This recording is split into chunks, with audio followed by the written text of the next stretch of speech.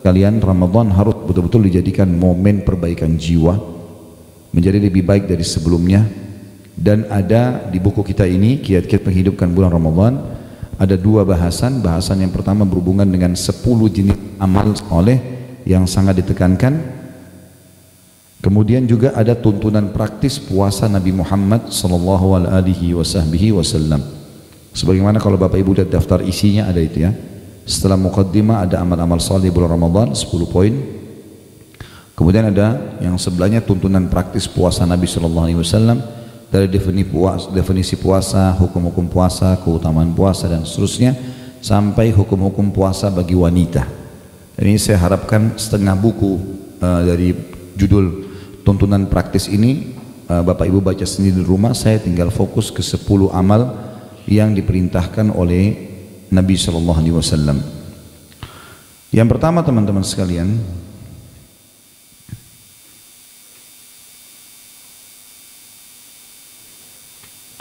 kita akan lihat dulu dari halaman 2 ya. Bagaimana menyambut kedatangan bulan Ramadan. Allah SWT berfirman dalam surah Al-Baqarah ayat 185. A'udzu billahi minasyaitonir rajim. Syahrul Ramadan alladzi unzila fihi al-Qur'anu hudan lin-nasi wa bayyinatin minal huda wal furqan. Al-ayah. Beberapa hari yang ditentukan itu ialah bulan Ramadan, bulan di dalamnya diturunkan permulaan pertama sekali turun Al-Quran sebagai petunjuk bagi manusia dan penjelasan-penjelasan mengenai petunjuk itu serta pembeda antara hak yang batil dan yang batil. Saudaraku yang mulia, kata penulis, Allah Ta'ala mengistimewakan bulan Ramadan dari bulan-bulan lainnya dengan berbagai keistimewaan dan keutamaan. Di antaranya bau mulut orang yang berpuasa lebih harum di sisi Allah daripada aroma kasturi. Nanti kita baca hadis ini ya. Para malaikat memohonkan ampunan bagi orang-orang yang puasa hingga berbuka puasa. Setiap hari Ramadan, bulan Ramadan, Allah SWT menghiasi surganya seraya berkata, hampir tiba saatnya para hamba-hambaku yang saleh melepaskan segala beban dan gangguan serta menuju kepada engkau hai surga. Para syaitan dibelenggu, pintu-pintu surga dibuka dan pintu neraka ditutup. Di dalamnya terdapat malam Lailatul Qadar, malam lebih baik daripada 1000 bulan. Akan diberi pengampunan bagi orang yang berpuasa pada malam terakhir bulan-bulan Ramadan. Kemudian Allah SWT membebaskan hamba-hamba yang dari neraka pada setiap malam dari bulan Ramadan. Ini garis besarnya tentunya. Saya langsung masuk ke poinnya. Kita masuk ke halaman 5, amal-amal soleh di bulan Ramadan. Yang pertama, bulan Ramadan dikenal juga dengan bulan puasa, ibadah puasa. Ibadah puasa, saudara seiman, adalah ibadah yang paling besar pahalanya dan tidak ada yang bisa menyainginya. Ibadah apapun selain daripada puasa. Sesuai dengan hadis Rasulullah sallallahu alaihi wasallam dalam hadis yang sahih diriwayatkan oleh Imam Bukhari Muslim, kullu amal ibni Adam lahu al-hasanatu bi asyri amthaliha ila 700 dha'fin yaqulu Allah azza wa jalla illa as-siyama fa innahu li wa ana ajzi bih taraka syahwatahu wa ta'amahu wa syarabahu min ajli lis-shaimi farhatun 'inda fitrih wa farhatun 'inda liqa'i rabbih wa la khalufu famis shaimi atyabu indallahi min rihil misk. Seluruh amal ibadah Bani Adam adalah miliknya dan setiap kebaikan akan dibalas 10 kali lipat hingga 700 kali lipat. Artinya sholat, zakat, haji, bakti sama orang tua, itu kadar pahalanya bisa 10 sampai 700 kali lipat tergantung kadar keikhlasan seseorang. Kecuali, kata Allah SWT, kecuali ibadah puasa, sesungguhnya ia adalah milikku dan aku akan langsung membalasnya.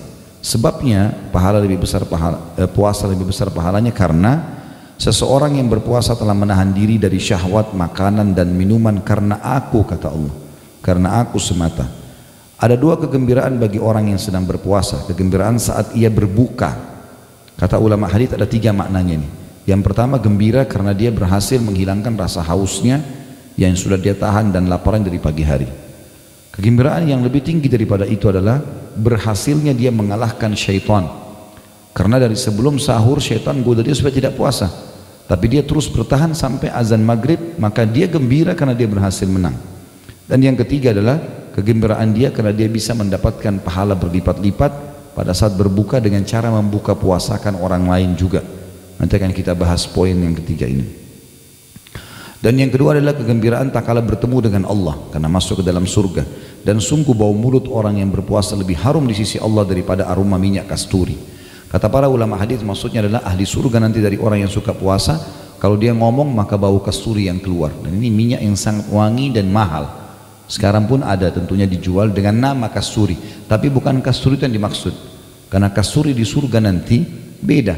semua yang disebutkan dalam Al-Quran yang mirip namanya dengan nama-nama dunia, seperti misalnya disebutkan buah delima, buah kurma, ya, anggur dalam Al-Quran, pisang, itu cuma sama namanya dengan dunia, tapi beda bentuk dan rasanya.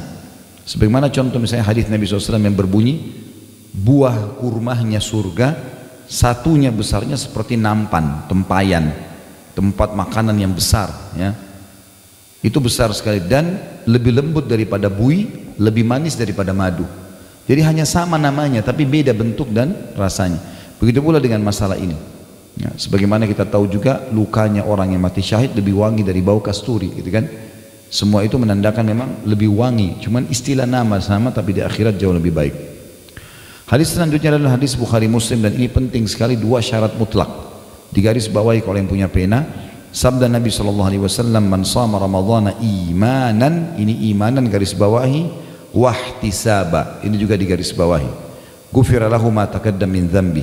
Barang siapa yang berpuasa karena keimanan, jadi bukan puasa karena semua teman-teman kita puasa, karena lingkungan kita puasa, karena pasangan kita puasa, karena enggak enak sama orang, enggak. Orang seluruh dunia tidak puasa pun kita tetap puasa sendiri. Keimanan antara kita dengan Sang Pencipta Allah. Yang kedua, dan semata mengharap pahalanya, ihtisab, mengejar pahala-pahala itu. Niscaya diampuni dosanya yang telah lalu, dibersihkan semua. Kata penulis, tentu saja pahala yang besar ini tidak diberikan kepada orang yang menahan diri dari makan dan minum saja, namun diperuntukkan bagi orang yang benar-benar mengaplikasikan nilai-nilai puasa. Kalau dia cuma tahan lapar, tahan haus tapi dosa setiap hari dikerjakan, maka juga puasanya tidak diterima. Contoh misalnya orang tetap puasa tapi tetap dusta. Hadis Nabi SAW riwayat Bukhari berbunyi, man lam yada' qawla zuri wal amala bihi falaysa lillahi hajatan fi an yada'a ta'amahu wa syarabah. Barang siapa yang tidak menahan diri dari ucapan dusta dan perbuatan dusta, maka sedikit pun Allah tidak sudi menerima puasanya meskipun ia menahan diri dari makan dan minum. Juga dalam riwayat Rasulullah SAW bersabda, riwayat yang lain, hadis riwayat Imam Bukhari Muslim, as-sawmu junnah فَإِذَا كَانَ يَوْمَ صَوْمِ أَحَدِكُمْ فَلَا يَرْفُثْ وَلَا يَفْسُقْ وَلَا يَجْهَلْ. Tolong tiga kalimat ini digaris bawahi ya. Fala yarfuth, kata-kata yarfuth, wala yafsuq, ini juga digaris bawahi, wala yajhal. Tiga ini nanti saya terjemahkan. Fa in sabahu ahadun falyakul inni imru'un shaim. Ibadah puasa laksana perisai. Di dalam riwayat yang dikatakan seperti perisai seseorang di antara kalian menangkis serangan musuh. Maksudnya perisai dari api neraka. Kalau ada orang yang mau jadikan puasanya sebagai perisai dari api neraka, dia nggak masuk neraka karena puasa, maka jika dia puasa janganlah dia berbuat yang senonoh, yang tidak senonoh, ya. Sini terjemahnya masih global kalau tidak senonoh, tapi makna rafath, ya, adalah mengucapkan kalimat syahwat kepada selain pasangan halal. Sayang, cinta, rindu, apalah kekasih, ini semua hanya boleh pada istri atau suami. Suami istri pun boleh mengucapkan, tapi hubungan biologisnya nggak boleh. Tapi ini kalau umum nggak boleh. Siapa yang mau selamat dari api neraka dengan puasanya, jangan rafath, jangan fusuk. Di sini diterjemahkan berbuat jahat, tapi sebenarnya terjemahannya bukan berbuat jahat. Fusuk itu adalah menyentuh secara fisik, kayak pegang, cium, peluk, ya, yang bukan dengan pasangan halal. Kemudian yajhal, di sini ditulis berbuat jahil, sebenarnya maknanya adalah buat sia-sia. Ya, seperti banyak orang yang saya pernah kasih contoh, Ramadan habis waktunya semua di mall. Mall baru buka jam 10 pagi dia nomor 1 antri. Ya. Kemudian muter-muter sampai buka puasa. Ya. Enggak juga belanja, enggak juga buat apa-apa. Kenapa? Tunggu buka puasa. Kenapa ini sia-sia? Ya. Ada orang yang puasanya diisi hanya dengan tidur. Puasa cuma 1 jam. Dari pagi sampai menjelang jam 5 sore baru bangun. Baru mandi siap buka puasa. Ya. Ada orang juga yang habisin waktu main gaple, buang waktu, omong kosong, semua tidak ada manfaatnya buat dia. Kenapa enggak majelis ilmu? Kenapa enggak apalah baca Quran? Atau mungkin kembangkan usaha, sesuatu mencari nafkah yang halal, boleh, yang baik-baik semuanya. Lalu kata Nabi SAW, jika ada yang memaki dirinya, ya, atau misalnya mengajaknya bertengkar, maka dia harus berkata, saya sedang berpuasa. Apa maknanya? Tentu teman-teman sekalian, dalam Islam termasuk kehormatan diri kita, kita nggak berkelahi sama orang. Jadi kalau mau tunjukkan kekuatan nanti di kancah peperangan, jihad ada. Tapi sama istri, sama suami, sama anak, sama teman, bukan tempatnya berkelahi ini. Gitu.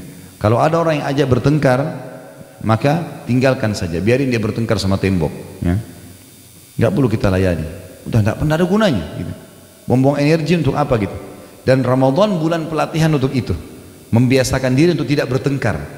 Makanya kata Nabi SAW, kalau dia dicaci, dia ajak bertengkar, maaf, saya lagi ikuti program puasa. Nggak boleh, puasa melarang saya untuk itu. Dilatih sebulan agar terbiasa mengontrol emosi setelah Ramadan. Karena penyebab penyakit keras, ini penyakit yang masalah stroke, darah tinggi segala macam karena emosional. Ya. Maka dikontrol dengan puasa Ramadan. Ya. Itu maksudnya di sini. Kata beliau, penulis, wahai hamba Allah, jika anda telah berpuasa maka puasakanlah juga pendengaran, penglihatan, lisan dan seluruh anggota badan anda. Jangan samakan antara hari berpuasa anda dengan hari-hari lainnya. Ada juga orang dari pagi sampai malam nonton terus film, gonta-ganti dari film ini ke film itu. Kenapa ini? Gitu. Dari dosa ke dosa, kan sia-sia. Melihat auratnya orang, mendengarkan cerita bohong, dengerin musik, apalah segala macam. Jadi dosa lagi. Pelatihan Ramadan untuk memperbaiki kita lebih dekat kepada Sang Pencipta Allah, gitu kan? Berada di zona yang aman dari semua pintu yang syaitan bisa masuk, karena syaitan lagi dibelenggu. Yang kedua, sholat tarawih. Tarawih adalah santai artinya. Sebenarnya tarawih, qiyamul lail, qiyamul Ramadan, ya, tahajud sama saja, cuma beda-beda nama.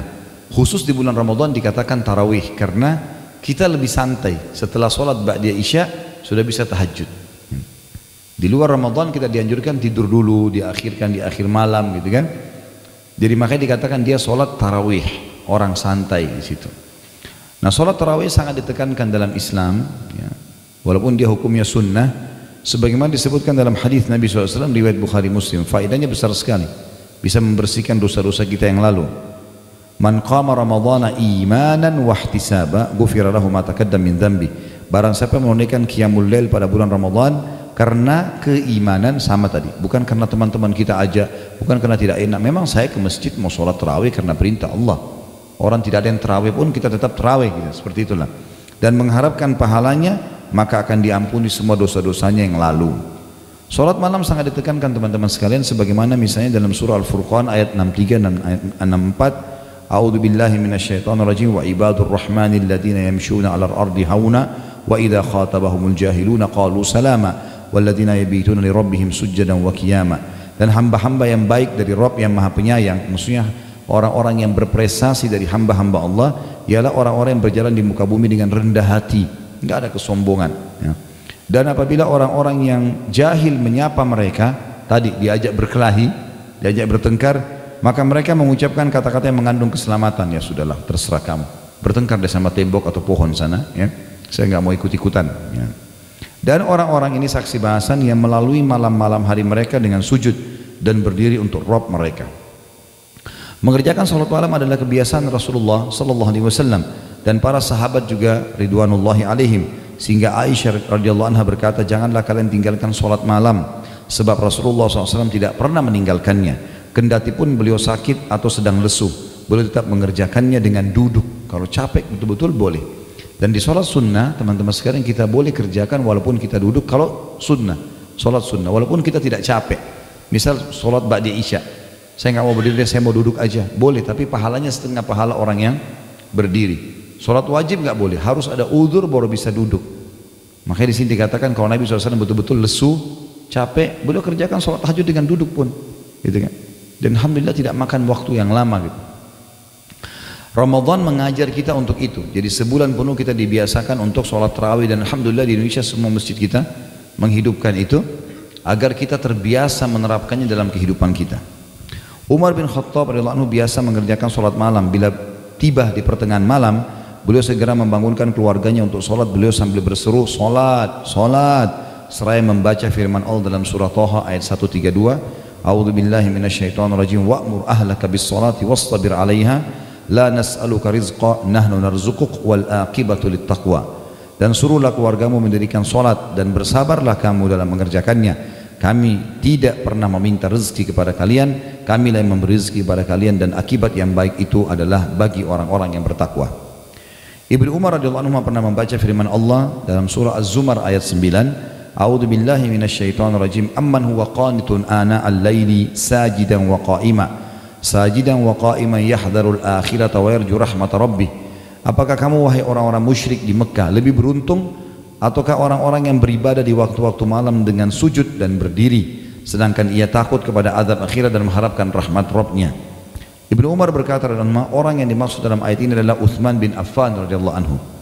Ibnu Abi Hatim berkata, Ibnu Umar radhiyallahu anhu mengatakan hal itu karena banyaknya solat malam dan tilawah yang dilakukan oleh Amir Mu'minin Utsman bin Affan hingga, perhatikan kalimat ini ya, terkadang beliau membaca seluruh Al-Quran dalam satu rakaat. Dalam riwayat lain dikatakan Utsman bin Affan baca 30 juz di rakaat terakhir witir, yang biasa Bapak Ibu baca Qul Huwallahu Ahad itu. Nah itu Utsman bin Affan baca 30 juz ya. Kita ada yang bilang bagaimana bisa ya, itu kuasa Allah, Allah berkahi. Yang penting kalau orang sudah rutin kerjakan, Allah akan berkahi waktunya. Alqamah bin Qais menceritakan, pada suatu ketika aku bermalam bersama Abdullah bin Mas'ud radhiyallahu anhu, ia bangun untuk sholat pada awal malam. Beliau membaca surah seperti bacaan imam di masjid, maksudnya dengan mengeraskan suara. Beliau baca dengan tartil, tartil artinya tanpa terburu-buru, hingga dapat didengar oleh orang yang berada di dekatnya. Beliau terus sholat hingga menjelang terbit fajar. Antara selesai sholat malam dengan terbit fajar, jaraknya kira-kira antara azan maghrib hingga selesai sholat maghrib. Setelah itu beliau mengerjakan sholat witir. Artinya orang ini Alqamah menceritakan tentang sholat malamnya sahabat Nabi yang bernama Abdullah bin Mas'ud radhiyallahu anhum. Di dalam riwayat lain, As-Sa'ib bin Zaid disebutkan bahwa ia berkata, pada saat itu imam membaca beratus-ratus ayat di sholat malam, dia ikut berjamaah, sehingga kami bersandar dengan tongkat karena lamanya berdiri. Lalu ia berkata, kami baru selesai saat menjelang fajar datang. Catatannya di sini, wahai saudaraku, kata beliau, sebaiknya pada saat engkau sholat tarawih, engkau menyempurnakan sholat tarawih bersama imam, agar engkau termasuk orang-orang yang menghidupkan Ramadan dengan semalam suntuk sholat malam. Sebagaimana sabda Nabi SAW riwayat Abu Dawud, Tirmidzi, Nasai dan Ibnu Majah, man qama ma'imamihi hatta yansarifa kutiba lahu qiyamul lailah. Barang siapa yang sholat tarawih bersama imam hingga selesai, maka akan dituliskan baginya pahala sholat semalam suntuk. Dibayangkan kalau kita habis sholat isya, kita sholat 2 rakaat nih, qiyamul lail, salam, sholat lagi, salam, sampai subuh. Itu berat sekali. Tapi bisa kita dapatkan dengan cara sholat berjamaah tarawih bersama imam di masjid, laki-laki atau perempuan, gitu kan? Sama saja perintahnya. Kemudian imamnya bubar, sampai bubar maksudnya sampai selesai sholat witirnya, maka dicatat bagi kita semalam suntuk sholat. Makanya saya sarankan teman-teman sekalian kalau mau sholat 8 rakaat atau 11 rakaat, sholat di masjid yang 11 rakaat supaya kita bubar bersama imam, gitu kan? Karena kalau imamnya selesai salam sudah bubar namanya sholat witir. Kalau imamnya masih ngobrol nggak ada masalah, yang penting sudah selesai bubar sholatnya. Kalau kita mau sholat 23, cari masjid yang 23, gitu kan, supaya lebih tepat mendapatkan pahala ini. Yang ketiga, sedekah. Disebutkan Rasulullah SAW adalah orang yang sangat dermawan, dan kedermawan beliau semakin bertambah di bulan Ramadan. Kebaikan-kebaikan yang beliau lakukan di bulan Ramadan melebihi angin yang terhembus, maksudnya saking semangatnya Nabi SAW lakukan. Dalam sebuah hadis beliau SAW bersabda dalam hadis riwayat Tirmidzi dari Anas radhiyallahu anhu, afdalus shadaqati shadaqatun fi Ramadan. Sedekah yang paling utama adalah pada bulan Ramadan. Zaid bin Salim meriwayatkan dari ayahandanya bahwasanya dia berkata, saya mendengar Umar bin Khattab radhiyallahu anhu berkata, Rasulullah SAW memerintahkan kami agar bersedekah, dan kebetulan aku sedang memiliki harta. Jadi Umar bercerita di sini. Maka aku berkata, pada hari ini aku akan melebihi Abu Bakar, karena selama ini Umar selalu menganggap mau bersaing dengan Abu Bakar dalam hal-hal ibadah, karena Abu Bakar sangat luar biasa dalam mengerjakan. Satu waktu Rasulullah SAW bilang, ayo sedekah. Umar bilang, hari ini aku akan mengalahkan Abu Bakar. Umar berkata, lalu aku pun membawa setengah hartaku. Lalu Rasulullah SAW bersabda kepadaku, apa yang kamu tinggalkan untuk keluargamu? Maka Umar berkata, sebanyak ini juga, setengah harta lagi. Jawabku, lalu datanglah Abu Bakar radhiyallahu anhu dengan membawa seluruh hartanya. Lalu Rasulullah SAW bertanya, apa yang kau sisakan untuk keluargamu? Maka ia menjawab, aku sisakan bagi mereka Allah dan Rasulnya. Maka aku berkata, Umar berkata, aku tidak akan mampu melebihimu wahai Abu Bakar selamanya. Ini persaingan positif di antara sahabat. Tentu dimaksud sini adalah sedekahnya Abu Bakar seluruh harta adalah yang dia miliki pada hari itu ya. Bukan berarti kita harus jual semua aset kita, rumah, mobil, segala macam kita sedekahin, tidak. Tapi Abu Bakar misalnya kalau kita rasionalkan, Kalau sekarang kita lagi jalan ada di kantong kita 1 juta rupiah, ada orang miskin lewat, maka dikasih semua 1 juta itu. Abu Bakar begitu cara sedekahnya. Ada orang minta dia nggak setengah-setengah, apa yang dia pegang dikasih semuanya. Seperti itulah. Itu yang dimaksud dengan perilaku di sini. Jadi bukan menghabiskan seluruh hartanya, tapi apa yang sedang dia pegang pada saat itu.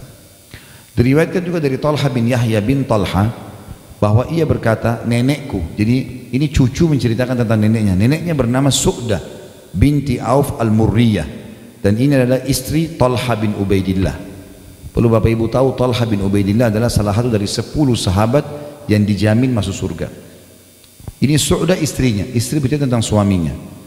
Dia berkata, pada suatu hari Talha datang menemuiku dengan wajah yang kusut. Aku bertanya kepadanya, mengapa wajahmu kusut seperti itu? Apa yang terjadi di atas dirimu? Ada sesuatu yang dapat aku bantu? Istri bertanya, si Su'dah bertanya pada suaminya Talha. Lalu Talha menjawab, terima kasih, kau adalah sebaik-baik istri seorang muslim. Dan ini pujian yang santun dari seorang suami kepada istrinya. Artinya kau sangat luar biasa selama menjadi istri, pantas menjadi istri seorang muslim karena patuh dan baik. Lalu kata istrinya, jika demikian apa yang terjadi atas dirimu? Apa yang saya bisa bantu? Lalu ia akhirnya berkata, harta yang kumiliki sudah terlalu banyak dan hal itu sangat menyusahkan diriku.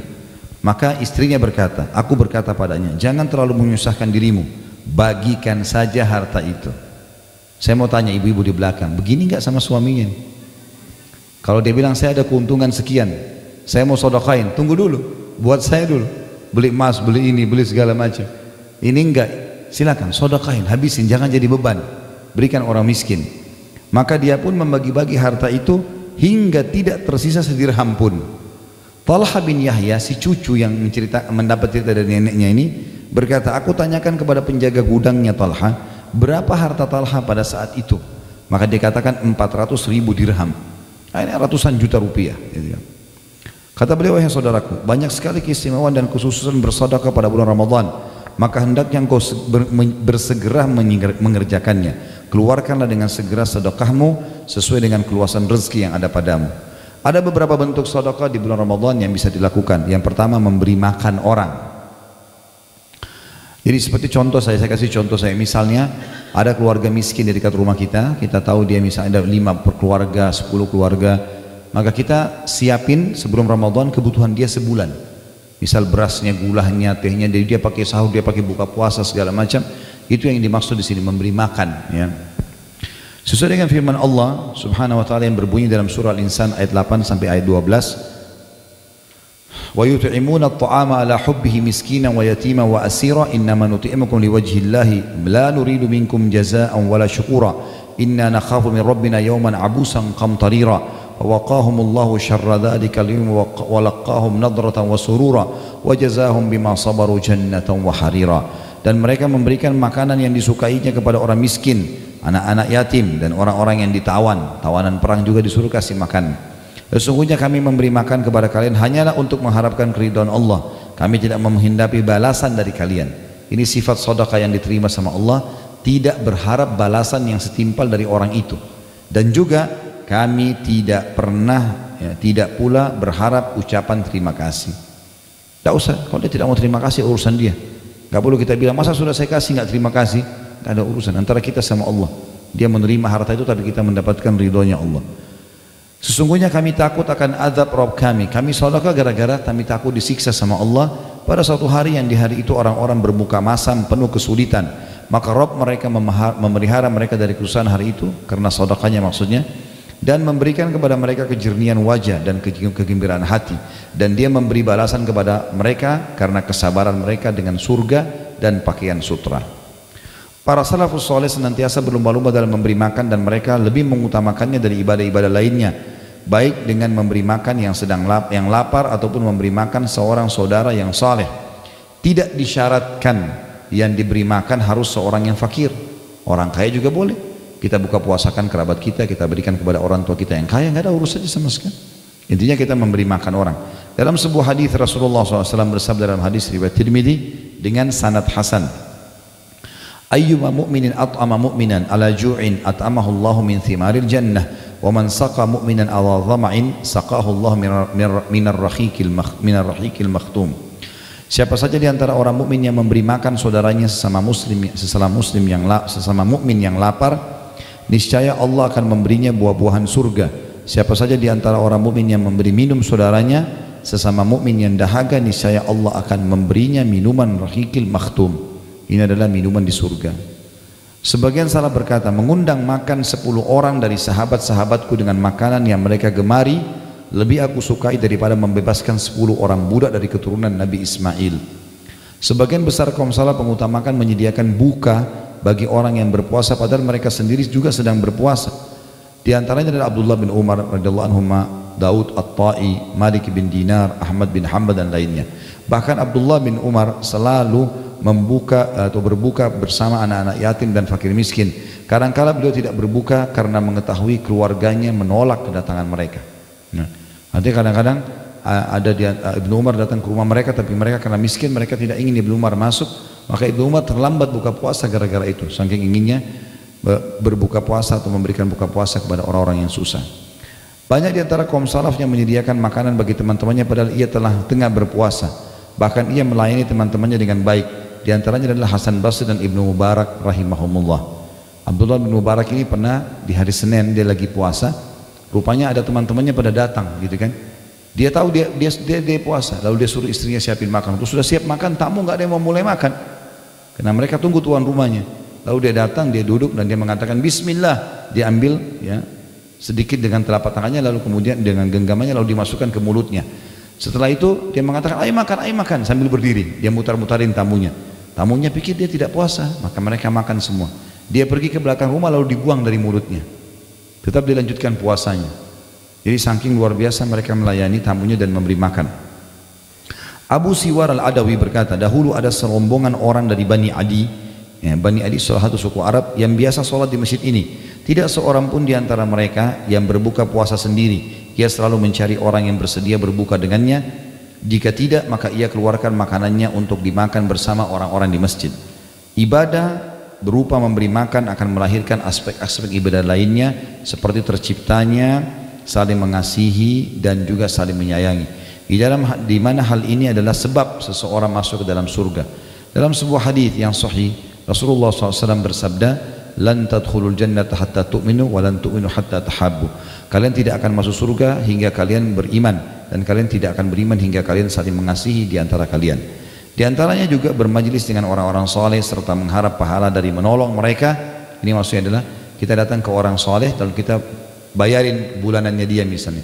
Maka itu termasuk dalam masalah ini. Kemudian menolong mereka dalam ketaatan yang mereka dapat lakukan disebabkan makanan yang engkau berikan. Ya. Jadi ini termasuk yang kami buat di program yayasan begitu. Mencari ayah dan ibu angkat seseorang dai lalu membiayai hidupnya. Termasuk di Ramadan insya Allah kita juga buat program mengumrohkan dai dan mengumrohkan orang miskin. Itu kalau bapak ibu ada yang berminat insya Allah bisa bergabung dengan program kami tentunya. Kemudian yang kedua, menyediakan makanan berbuka puasa bagi orang-orang yang puasa. Ini lebih spesifik lagi, lebih dalam lagi. Dan ini kalau kita buka puasakan orang, kita akan dapat pahala seperti dia, tidak dikurangi sedikit pun. Walaupun hanya seteguk air, walaupun hanya sebutir kurma. Sabda Rasulullah SAW dalam hal ini berhubungan dengan masalah membuka puasakan orang. Hadis riwayat Ahmad dan Nasai serta dinyatakan sahih oleh Syekh Albani.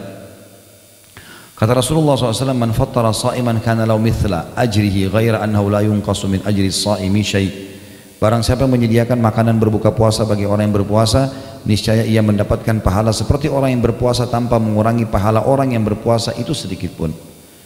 Salman Al-Farisi radhiyallahu anhu menuturkan berkata, "Wa man fattara fihi sa'iman kana maghfiratan lidunubihi wa idkha raqabatihi minan nar kana lahu mithla ajrihi ghaira annahu la yunqasu min ajri as-sa'imi syai'."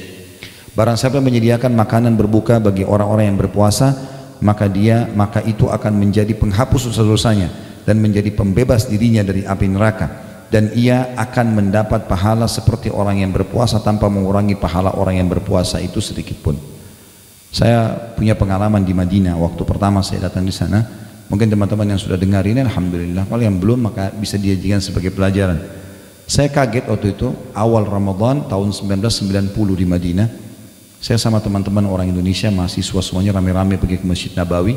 Turun dari bus, pas melihat Masjid Nabawi ada banyak orang membelakangi masjid menghadap ke arah kami. Tapi unik karena mereka sangat berdekatan, rapat sekali. Maka pada saat saya mendekat dengan masjid, saya bertanya-tanya, ini orang-orang siapa ini, kenapa? Kemudian pada saat sudah dekat saya kaget. Memang kita nggak dikasih celah untuk jalan gitu. Tiba-tiba saya dipegang, dipeluk, teman-teman Indonesia juga ini dipeluk sama yang lainnya. Saya tidak kenal, saya tidak tahu lihat wajahnya, saya nggak kenal orang ini. Saya tahu jawabannya waktu dia bisikin kuping saya.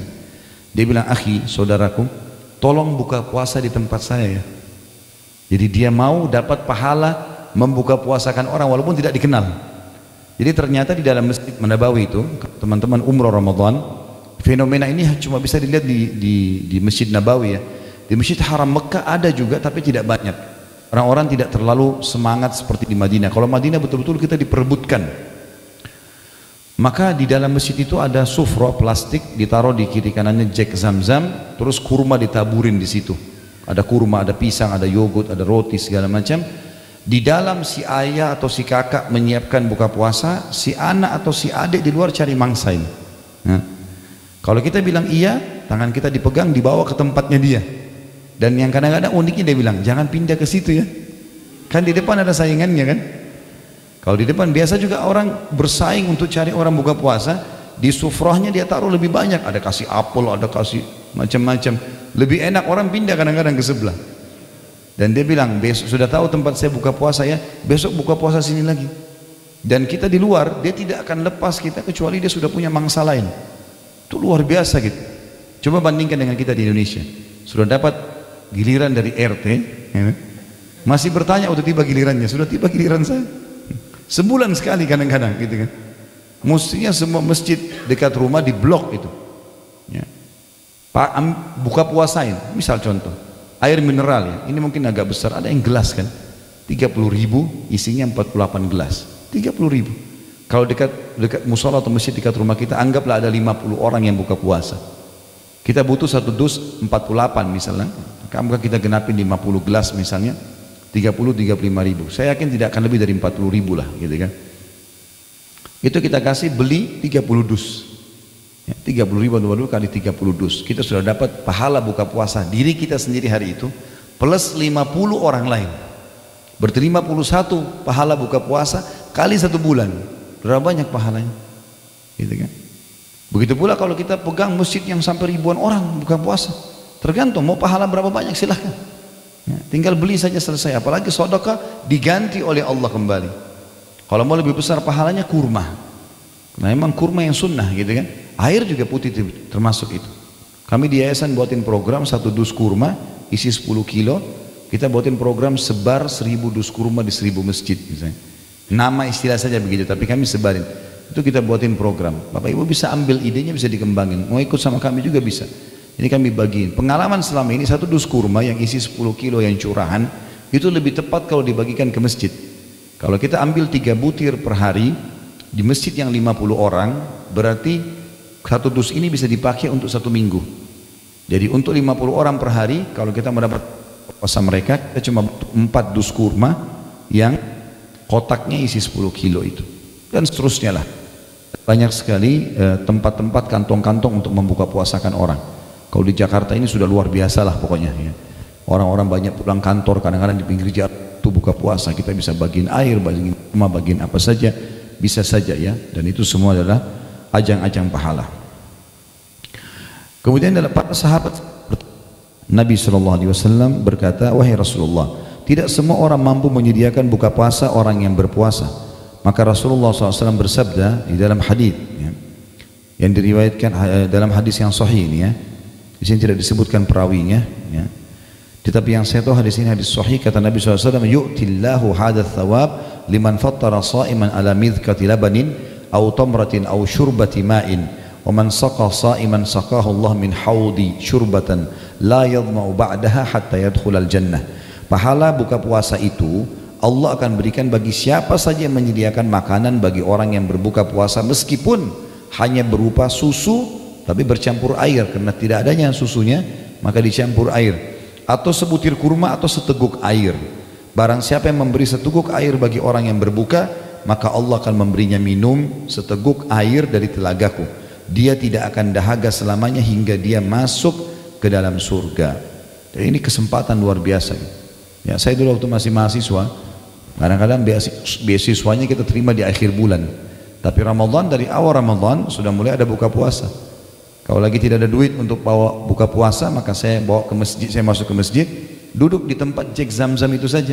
Jadi setiap kali dia mau taruh air untuk buka puasa, orang saya yang tuangin airnya. Bisa kita dapat pahala dengan itu. Sampai saya kadang-kadang ingatkan beberapa saudara kita yang tidak ada duitnya, bagaimana cara dapatkan buka puasa orang? Pergi ke masjid dekat rumah, bantu marbotnya nata, sudah dapat pahalanya.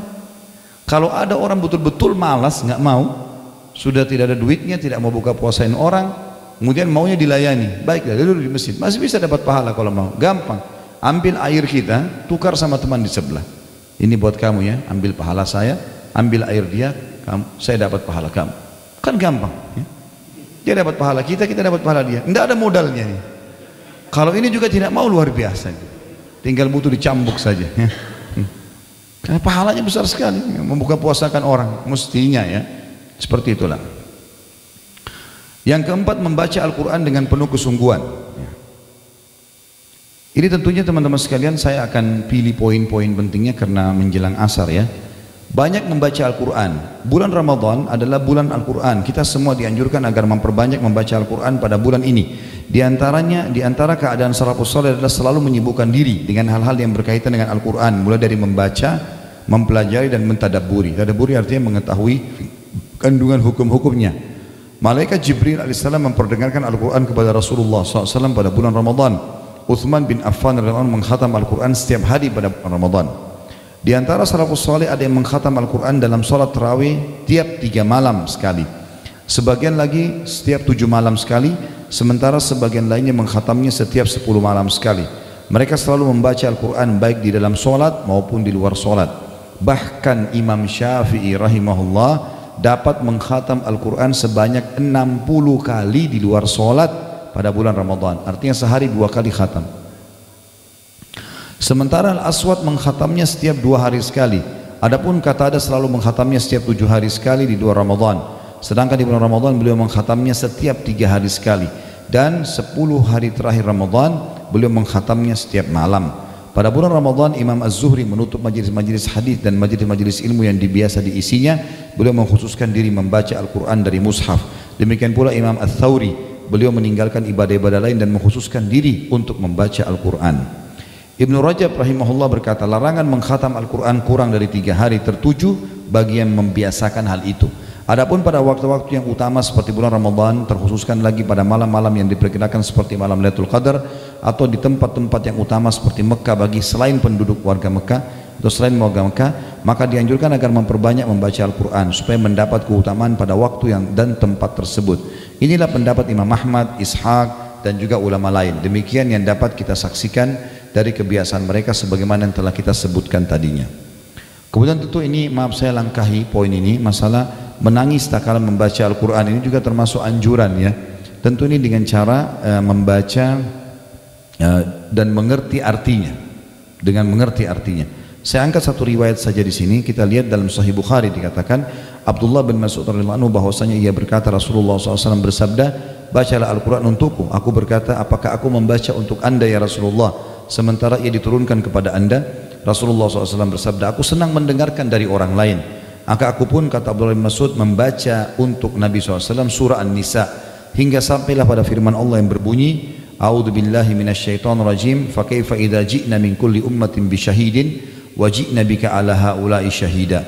Bagaimana kalau hal orang-orang kafir, keadaan orang-orang kafir apabila kami mendatangkan seorang saksi atau rasul dan tiap-tiap umat dari tiap-tiap umat dan kami mendatangkan kamu hai Muhammad sebagai saksi atas mereka ya, sebagai atau untuk mereka sebagai umat, artinya umat pun akan aku ajak untuk memberikan saksi kepada mereka. Lalu beliau berkata, Nabi SAW berkata kepada Abdullah bin Mas'ud, hasbuka, cukuplah, sampai sini selesai bacaannya. Aku menoleh ke beliau, ternyata kedua mata beliau meneteskan air mata. Dan ini tentu teman-teman sekalian dianjurkan kita membacanya. Sebagaimana juga dalam hadis di situ ada, la yalijun nara man baka min khasyatillah, tidak akan masuk neraka orang yang menangis karena takut kepada Allah. Saya tidak bacakan semua sekali lagi, kita pindah ke halaman 23. Poin 5, tetap duduk dalam masjid hingga terbit matahari. Dan ini beranjak daripada hadis ya, riwayat Muslim, apabila Rasulullah SAW selesai menunaikan salat subuh, beliau selalu duduk di tempat salatnya hingga terbit matahari. Imam Tirmidzi juga meriwayatkan sebuah hadis dari Anas bin Malik radhiyallahu anhu dari Rasulullah SAW bahwa beliau bersabda, "Man shalla al-fajr fi jama'atin thumma qa'ada yadhkurullah hatta tatlu asy-syams, thumma shalla rak'ataini kanat lahu ka'ajri hajjatin aw umrah tammatun tammatun tammah." Barang siapa yang sholat fajar berjamaah di masjid, kemudian dia tetap duduk berzikir mengingat Allah hingga terbit matahari, lalu sholat 2 rakaat. Ada pendapat ulama mengatakan sholat syuruk, ada yang mengatakan sholat duha. Dua-duanya boleh. Maka seakan-akan ia telah mendapatkan pahala haji dan umrah sempurna, sempurna, sempurna. Nah, ini kesempatan diperoleh di bulan Ramadan. Ya, apalagi kalau teman-teman yang kerja di hari weekend bisa, di Sabtu pagi, di Ahad pagi, ini juga boleh dilakukan. Yang keenam, ini poin keenam juga mungkin akan saya langkahi secara globalnya ya, secara spesifiknya, tapi saya akan terangkan secara global. Iktikaf. Iktikaf artinya mengikat diri dalam masjid untuk ibadah kepada Allah dengan meninggalkan semua aktivitas dunia. Dan sebagian ulama mengatakan minimal iktikaf yang baik itu adalah antara sholat ke sholat, duhur ke asar, ya, maghrib ke isya, itu minimal.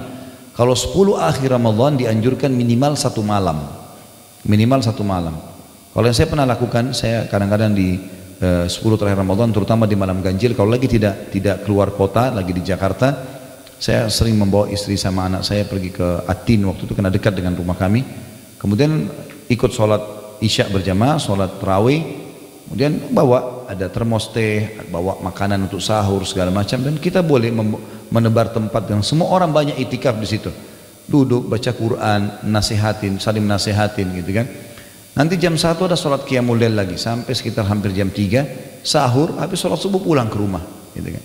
Terutama di malam-malam ganjil. Dan Rasulullah SAW bahkan dalam hadis Bukhari itikaf 10 malam semuanya, tidak terkecuali semuanya diikat dirinya di dalam masjid. Tentu di sini teman-teman sekalian cukup panjang bahasanya, beberapa lembar ada definisi itikaf, ada hikmah disyariatkannya ya. Kemudian juga ada di sini hukum i'tikaf itu sendiri, ada amalan-amalan sunnah bagi orang i'tikaf, ada perkara-perkara yang dibolehkan bagi orang yang i'tikaf ya. Kemudian juga ada perkara-perkara yang dimakruhkan bagi orang i'tikaf, ada perkara-perkara yang membatalkan i'tikaf, waktu memasuki tempat untuk i'tikaf, dan beberapa catatan-catatan penting yang ditulis di sini. Namun saya sekali lagi tidak membaca semua ini karena yang penting tadi globalnya sudah saya jelaskan ya.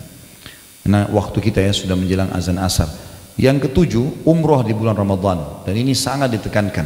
Saya sudah pernah jelaskan teman-teman sekalian, kalau ada rezeki jangan ditunda, umroh dan haji ini kerjakan. Kata Nabi SAW ya, umroh dan haji yang dikerjakan secara berkesinambungan akan menghilangkan kesusahan hidup dan kemiskinan sebagaimana api menghilangkan karat dari besi. Artinya sedekah yang kita keluarkan di umroh akan diganti oleh Allah. Itu poin. Jadi nggak usah khawatir berapapun jumlah yang kita keluarkan, akan diganti oleh Allah. Di bulan Ramadan secara khusus pahalanya ekstra, sama dengan pahala haji.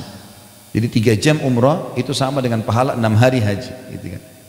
6 hari yang dipakai untuk haji, tanggal 8 sampai tanggal 13 Zulhijjah. Sesuai dengan hadis Nabi SAW riwayat Bukhari Muslim, umratu fi Ramadan ta'dilu hajjah. Pahala umrah di bulan Ramadan sama dengan ibadah haji. Dan kita tahu haji yang sahih, haji yang benar akan diampuni dosanya ya, seperti baru dilahirkan oleh ibunya.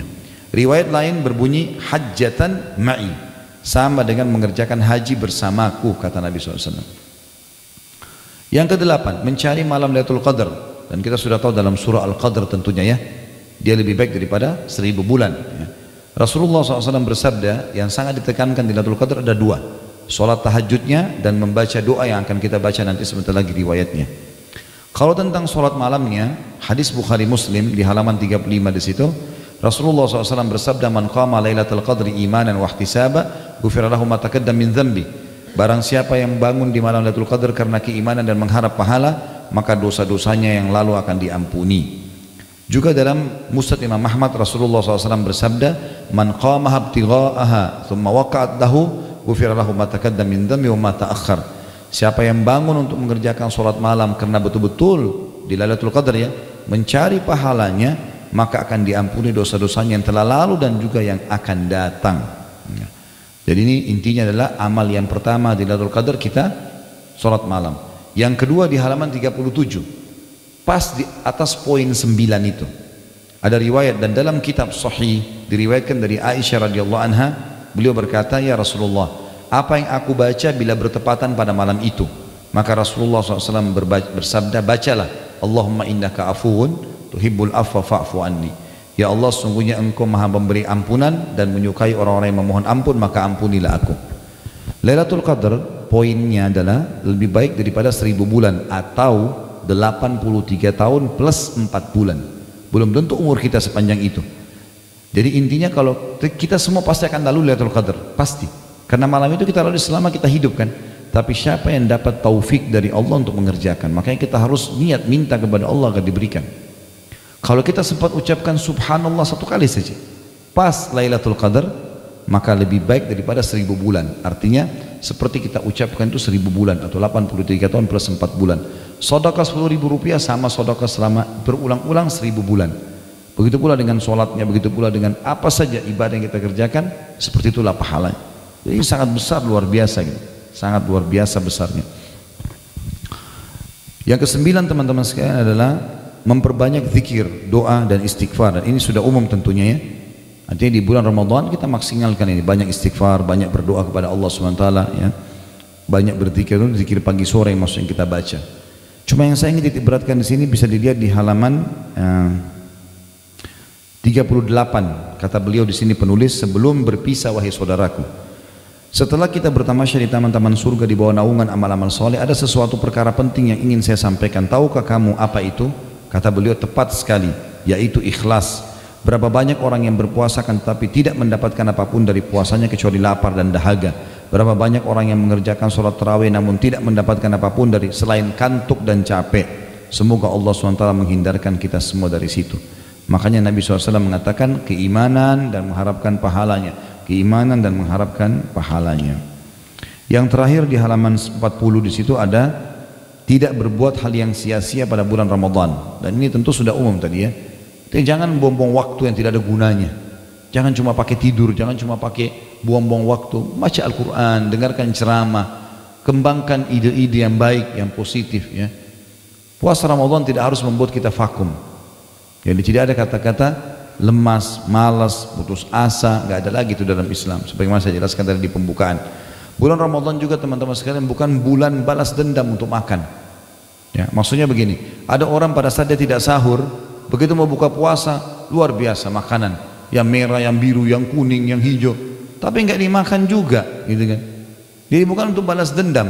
Seorang dokter Katolik dari Eropa masuk Islam gara-gara dia mengetahui kemanfaat orang puasa.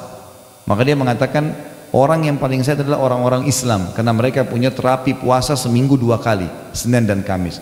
Mereka punya terapi puasa sebulan 3 hari, Ayyamul Bid. Mereka punya terapi setahun sekali dengan puasa Ramadan. Karena usus kita istirahat. Ini kalau badan kita mesin udah rusak nih, masuk dingin, masuk panas, masuk pedas, luar biasa ya. Allah suruh istirahatin supaya bisa dipakai lagi. Dan usus kita kalau lagi tidak masuk makanan, maka dia akan mengelola sisa-sisa makanan yang melengket di dinding-dindingnya, akhirnya jadi bersih usus itu kan gitu. Itu kebaikan.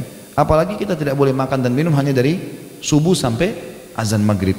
Setelah itu makan, habis maghrib sampai subuh, makan sampai capek, nggak apa-apa. Artinya boleh makan, tidak boleh juga berlebihan tentunya, tapi maksudnya bukan berarti kita tidak boleh makan sama sekali. Kalau 24 jam mungkin wajar orang lemas, tapi ini tidak sama sekali. Dan kuatkan niat kita, Allahu a'lam, agar kita bisa menjalankan puasa Ramadan dengan baik. Ingat, para sahabat, para tabi'in, mereka setelah Idul Fitri 6 bulan berturut-turut berdoa kepada Allah agar ibadah di Ramadan diterima sama Allah. 6 bulan yang tersisa berdoa agar semuanya bisa mendapatkan Ramadan yang akan datang, karena ingin mengejar pahala itu. Mungkin begitu saja tentunya Bapak Ibu sekalian. Semoga apa yang kita bahas hari ini bermanfaat buat kita insyaallah. Mungkin begitu saja. Subhanakallahumma bihamdika asyhadu an la ilaha illa anta astaghfiruka wa atubu ilaik. Wassalamualaikum warahmatullahi wabarakatuh.